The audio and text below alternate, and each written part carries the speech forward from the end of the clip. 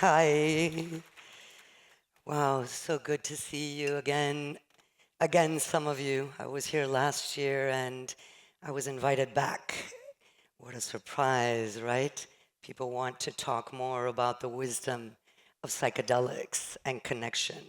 How many of you have heard about the psychedelic movement, like this new movement? Raise your hand. Okay. How many of you have no idea what I'm talking about? Raise your hand. Okay, thank you. This is helpful. So, like Javier was saying, and thank you, Javier, I am going to invite you to really just commit to this connective experience and something new, perhaps. So, trusting that openness of your being. So, if you can come more to the center, it's going to be helpful for your experience. That would be great. Yeah, thank you. Okay. So it was really interesting. Is Eon here? Eon, are you here right now? Okay, hi, Eon. Amazing work, sweetheart. As we've opened this space of build stuff, and Neriga has had the courage to bring more of the soft skills, more of the meditation and the singing bowls, and all of these other modalities that allow us to open our fields, not only our mental body and our logical body, but also every one of our other bodies.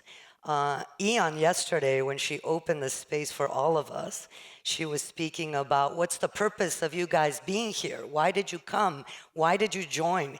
And very few people raise their hands for learning or hiring, but most everyone raised their hands for fun. Do you remember that?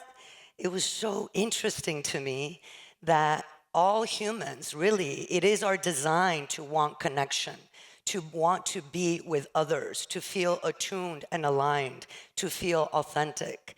So yeah, this is kind of what this is going to be about. And the psychedelic medicine space that I hold, and I do hold other types of transformational spaces, have a lot to do with this. So you'll learn a little bit about this. And if you have questions, just find me later, because it's only a 45-minute presentation. So it's all about connection, really. The mycelium network, the one that is underground, is all interconnected. The cosmic wave of consciousness up in the universe, when you look up at the vastness of the skies, it's all about networking and interconnectedness. Our neural network in the brain cell is the same. How is that not a miracle? How is not that like massive information on the power and the value of interconnectedness? Where have we forgotten that that is the key to all of our flow, to all of our connection, well, to all of our beingness and thriving as humans? So every node is attuned to a whole. It is about relationships and connection. So I just wanted to mention or place that one there, because I found this image and I thought it might resonate with some of you in all of the layers of interconnectedness. So what can actually disrupt or interrupt our flow? So we speak about workflow, we speak about states of flow in our relationship with our family, with our friends, with our teams. So what is it that we really need?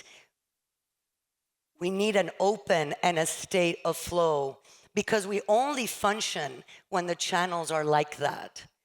It's exactly like neural networks. And I think in the work that you do, there is this real connection with this that I'm talking about. Do you guys agree? Is it about flow in the work that you guys do and connection? Yeah. So I'm going to speak a little bit about the neuroscience, because there is a relationship between the new neuroscience and all of the new research that is being done within the brain and this interconnectedness. There is this part of the brain called the default mode network. The default mode network is this connectivity. As you can see, it's not just based on the temporal lobe or the frontal or the parietal lobe. It's actually sections that are connected.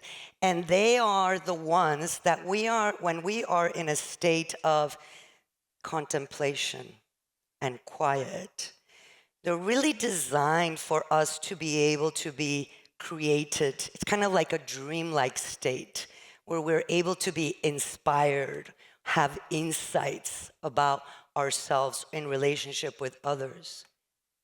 But unfortunately, what's happened in modern culture is that this default mode network, that's why it's called default mode. It's the mode of kind of quiet and contemplation.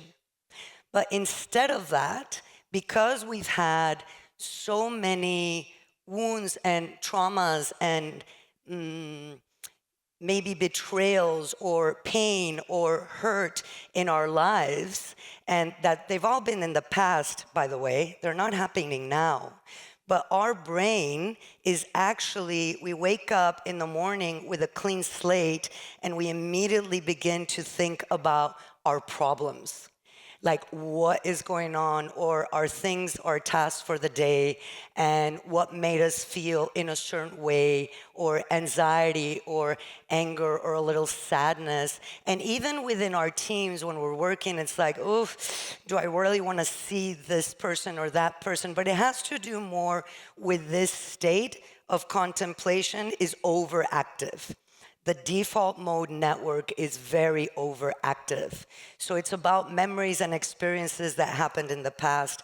And a really great analogy for that is this person skiing, where this path has become very rigid, very narrow, and that's the only way that we know how to think. And then that thought activates, associates to a certain emotion. Right? Do you guys get what I'm saying? Raise your hand if you kind of get a sense what I'm saying. Yeah. So because this has now been the pattern throughout our life, then that default mode network is not working towards our benefit for creativity and connection and relating. It's actually working to limit us and block and suppress our flow and our flow of mind. So this is really interesting neuroscience that is connected to these states of flow that we're looking for. So we're going to speak about these blocks. So I spoke about the block within that default. It's not flowing in a certain direction. So we have other ways to block your individual and relationship field. Because we are connected, interconnected, when we have a block within our own personal field of all of our bodies, and I'll share more about that in a moment, right? All of our bodies, then it will also cause the block within that living organism that is your team, that is who you work with. You spend so many hours in those teams or in those communications. So sometimes it can be repressed emotional energy. Sometimes you haven't been able to speak your truth, right? We just don't have that in you. You're kind of blocked in this energetic center. Or there is stress or overwhelm. Or there can be unresolved conflict from maybe 3 months ago, and it shows up again and again and again because it hasn't been resolved. So there's also this disconnection from the body where we're not in this movement of our own physical body and energy flow. So these are different ways that we can be disconnected. Another example, I wanted to bring something light but not light. These are like the feelings or the emotions that we can experience during any given day. We're always feeling something. Every waking moment, you are feeling something. Every waking moment. And there's been this repression around this even language of feeling. People feel scared to say how they feel. People are not really voicing out exactly how they feel. So just take a moment and look at these images. Yes, they're cute and they're so real. Like, this is a real thing. And just feel for a moment, moments where you felt sadness or anger or embarrassment. You don't have to go deep. These emotions or feelings don't even have to be super intense to block your field. And here comes a good one that I've heard about here as I've been here at Build Stuff.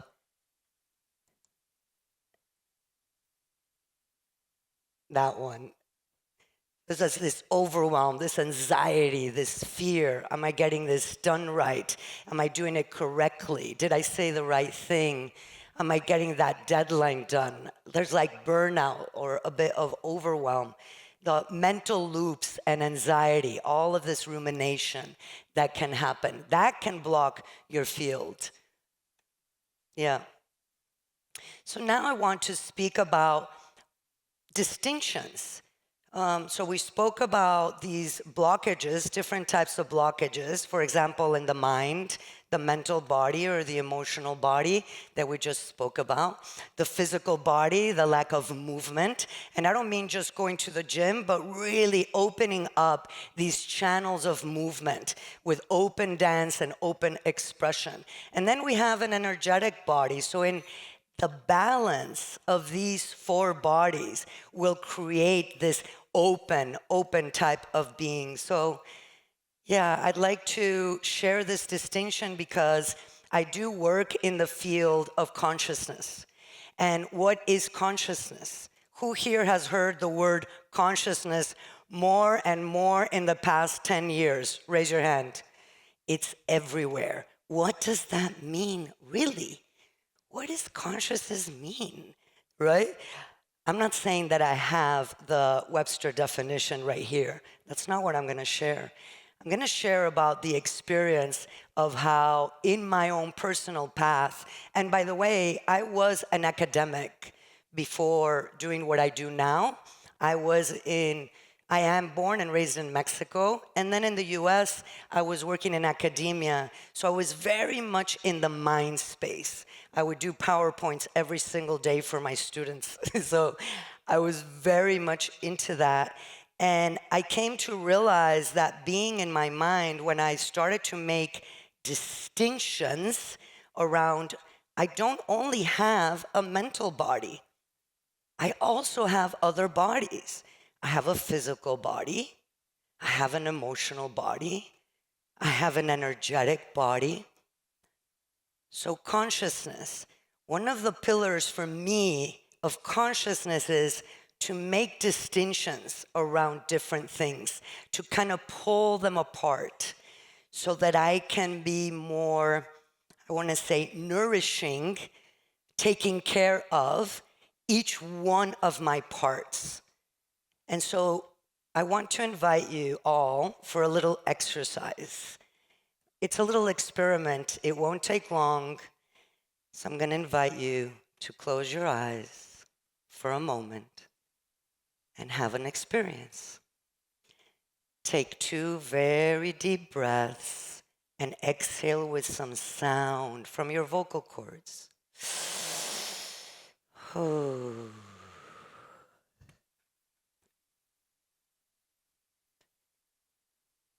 Ooh. Open your arms if they're tight. Notice how your physical body is either open or closed. That will help you open to connection. Great, thank you. So for a moment, focus on your physical body. Keep your eyes closed and just focus on your physical body. Maybe touch it. Maybe contract some muscles. Notice if you have a little ache anywhere, a little pain. And then have gratitude towards your physical body, because it is the vessel through which you are living this life on this planet Earth. And it's such a blessing that you're here.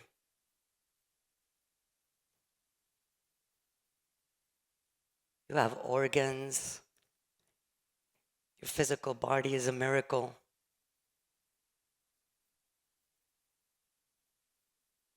And breathe. Ooh. That's beautiful.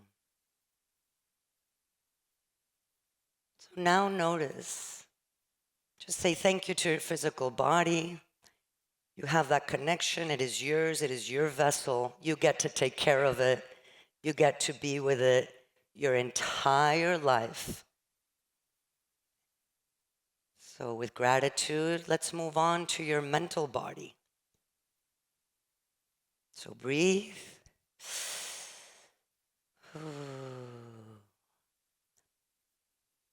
Just notice your mental body.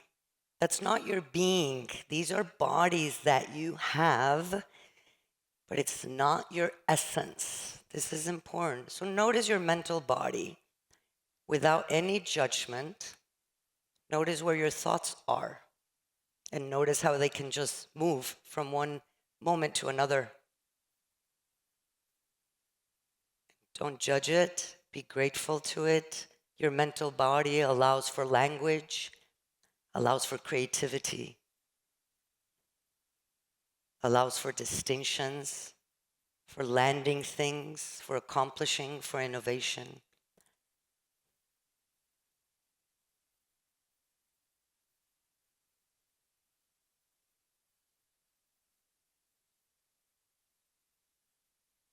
With that, you could say thank you to your mental body, thank you to your mind that is sharp and clear. And take a breath. Ooh. So tap into now your emotional body. You have feelings and emotions like sadness, anger, fear, joy. So just notice if you're feeling anything right now, and it can be a small intensity, it doesn't have to be huge. Notice without judgment. You can say to yourself, I'm feeling a little bit, whatever it is. Might be a little bit angry because you're thirsty, as an example.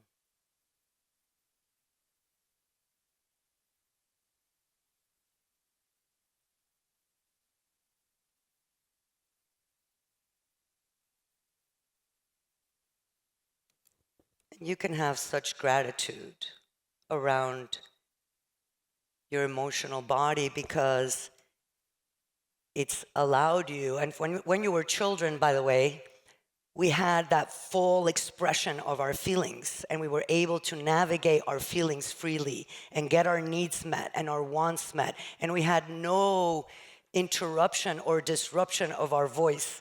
Little children say what they want. Little children have their feelings and they shift from one to another. It's an energetic flow of feeling, of this information, this energy of feeling. Feelings are energy.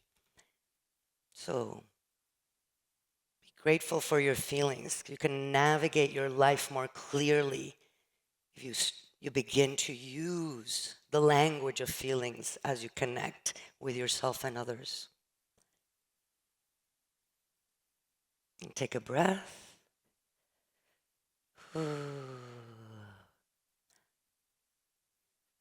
And tune into finally your energetic bodies. What is your energetic body? It's this openness, this field that is here.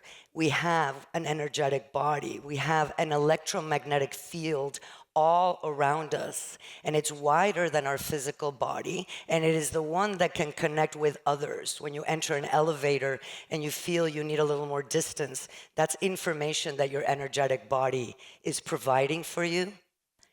And so just notice your energetic body without judgment right now, whether it's contracted, whether it's open and expanded. How is it doing right now?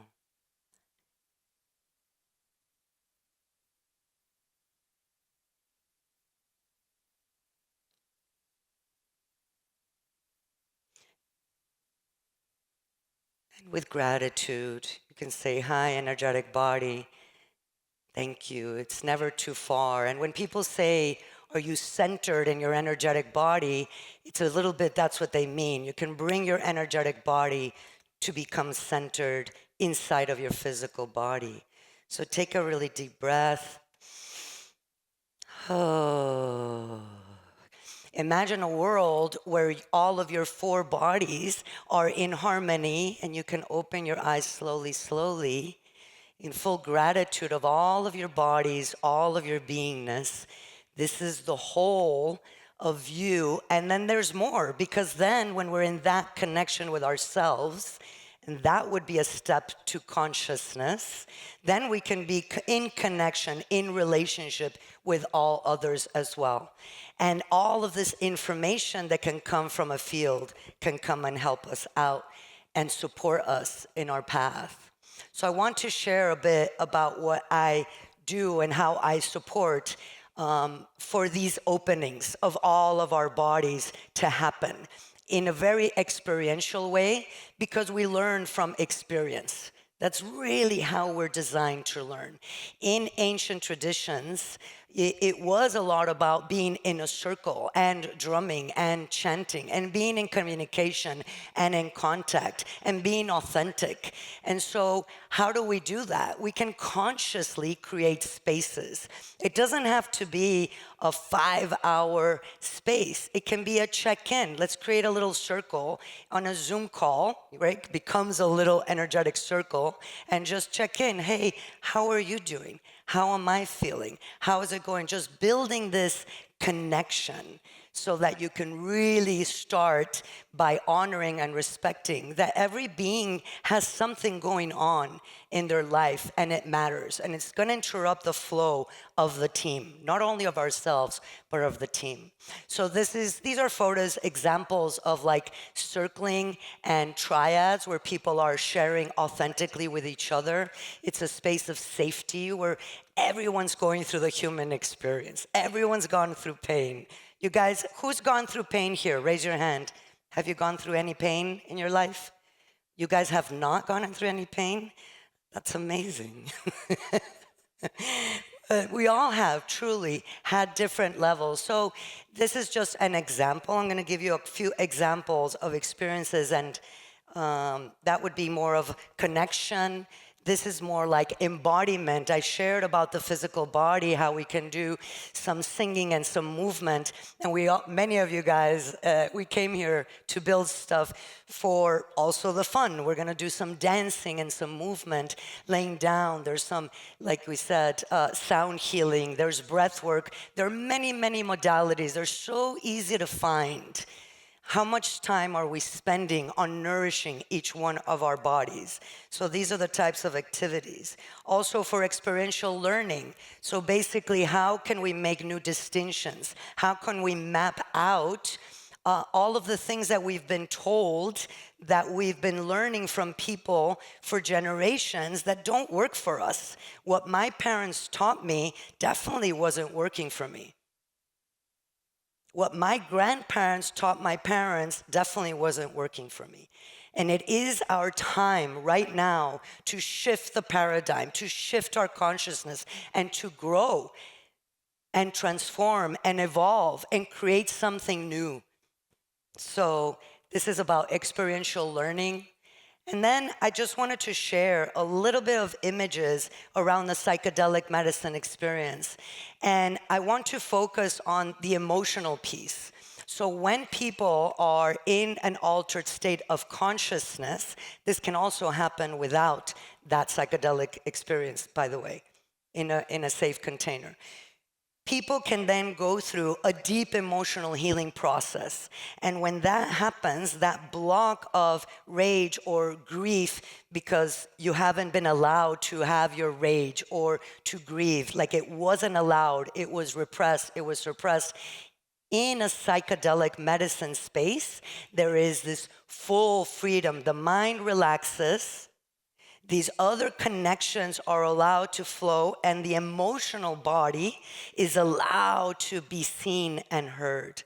Whatever pain, whatever blockage, I call it the cosmic shortcut, a shortcut for healing traumas and wounds. And so you can also see that that we can do it in groups. There's a lot of touch involved as well, because humans are deprived of touch. We're really supposed to be in our mother's womb and held by our mothers for a number of years. And that's not the case. That's not what's happening. So we already started our life with not a lot of that physical connection as well. Yeah. So a lot of the psychedelic work is based on the traditional practices of holding each other, and being in community. And then finally, and the more important one, that we can do collective healing. So that ceremony, that's in the morning during integration. And it was 9 men and 1 woman. None of them knew each other. And in the morning, everyone's helping that one person all the way over there. That young man that really, the age range was around between 30 and 60 years old. And they were, all these men felt so deeply and had such compassion and empathy that they wanted to support this other being. So we can have circling of integration. What does that mean for my life? What do I want? I want more collaboration, co-creation. I don't want to feel like I'm in constant overwhelm or competition or anxiety. So I want you to close your eyes for a moment, and I want to just give you a 1-minute taste of vibrations and chants, and just bear. It's going to be a 1-minute thing. Open yourself up to all of your bodies and feel, and close your eyes and feel. And breathe, always breathe. Oh, hey, yambe.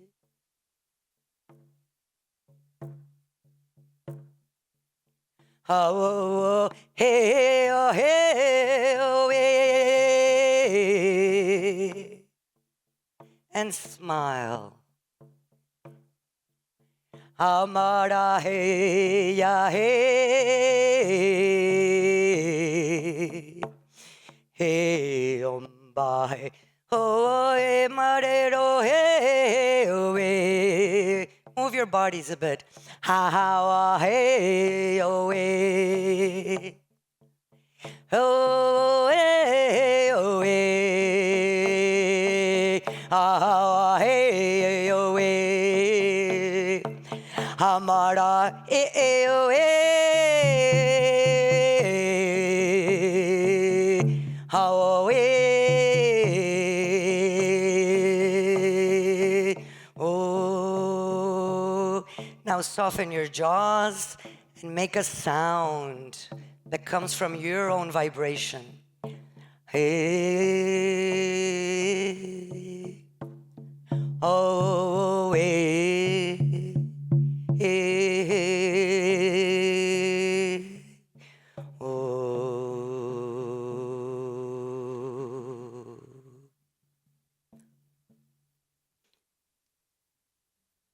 Take a deep breath.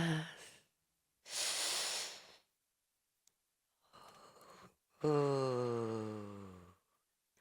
Touch your heart for a moment. You've opened up to perhaps a new experience, and you can be grateful for that. We want newness. We want variety in our life. We want to open up to all the fields. So feel that gratitude. Feel this state of appreciation for yourself. And now I want to invite you to feel gratitude for the privilege of being here together, being at Build Stuff, where you could be anywhere else and you're here. This gratitude to yourself and to others, to the organizers, to whoever made this possible, in this connection. And take a very deep breath there. Oh.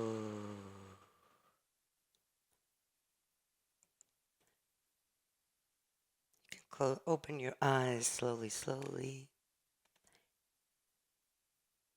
So these states of being can change our state of flow, a state of gratitude and appreciation, of empathy, of compassion, of being curious and inquisitive about how others are and how you are. Those can open up other states of beings, and in traditional cultures and psychedelic wisdom and encircling practices, this has been known, and it didn't need any research, but now there's research around it. The research is called this heart coherence. And Heart Math Institute has done a ton of research around how big our heart electromagnetic field is, a lot larger than our brain electromagnetic field, so much bigger.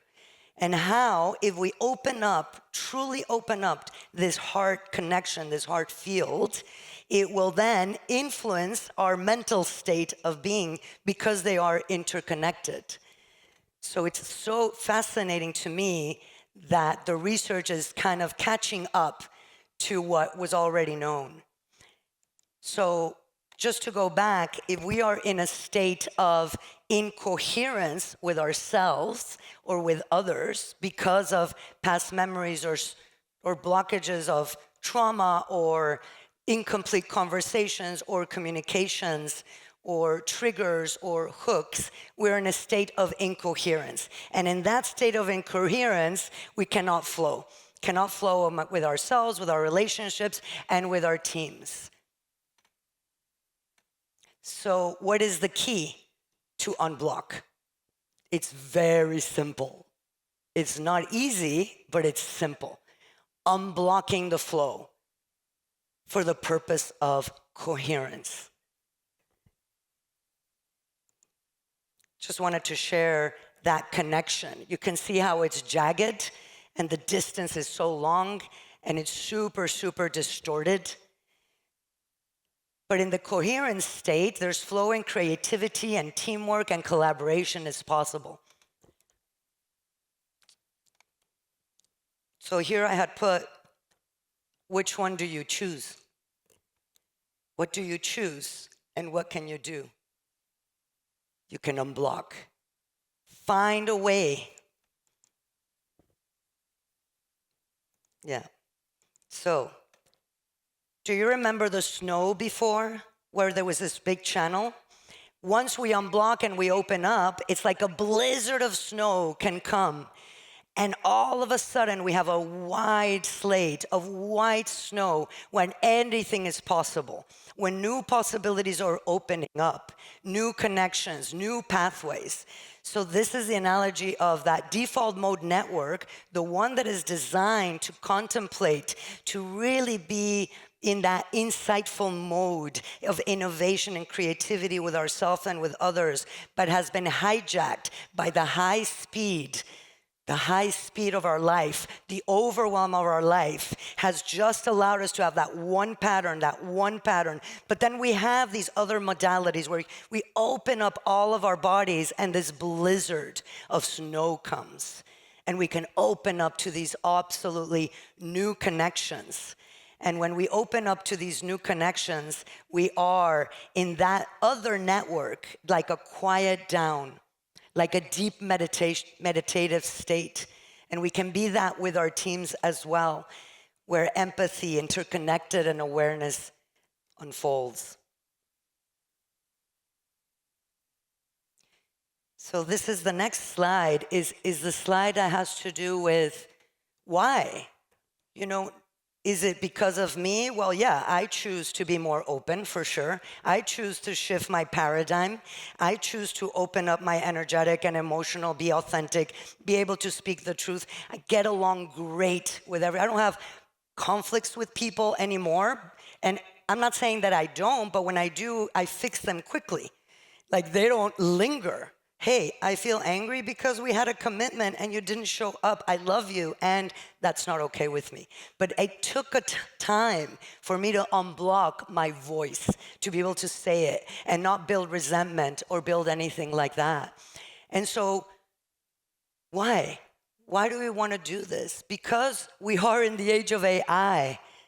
And there's a lot of information, guys. And you guys are at the forefront of what is happening right now, which is this collective consciousness. And I wrote something here, which is, it's humankind's new collective mind. It is a digital representation of consciousness. And if whoever is coding these AI tools, whoever is coding is bringing in their own consciousness into what is being coded. And we're reading a lot about that. I read a lot about that. And so you guys are aware of that. So whose responsibility is it? It's personal, and it is within your teams. We can do our own unblocking, our own opening in that flow of remembering who we are, and with our teams as well. Why? Because the world needs us, needs all of us to be healed and transformed and loving and compassionate and authentic and vulnerable. That is our strength. So that's the responsibility that I invite us all to have, of this like interconnectedness, this flow with each other. Yeah.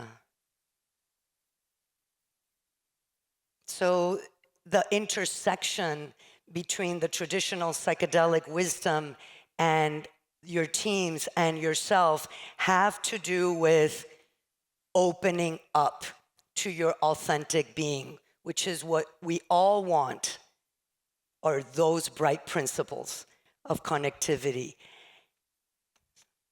So I wanted to leave some space for any questions or reflections, and I actually wanted to also leave some space for dance if it was not possible to do questions, if somebody didn't have them. But basically, I wanted to share this slide to go back to the interconnectedness, the circling.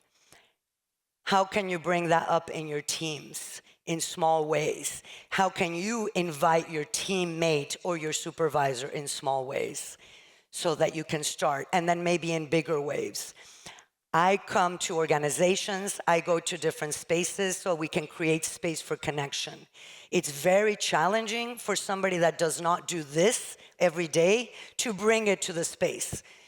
This is why there are sound healers and emotional healing workers, right? And somatic healers and medicine women like myself and transformational people that transform, like that understand the relationship parts, the communication tools. So bring them, invite them to your organizations, to your families, to everywhere, so that you can start opening up those channels.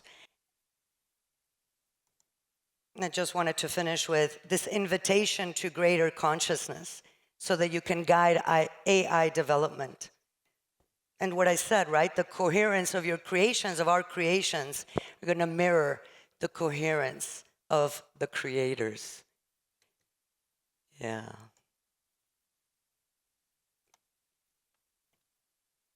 And thank you. Thank you.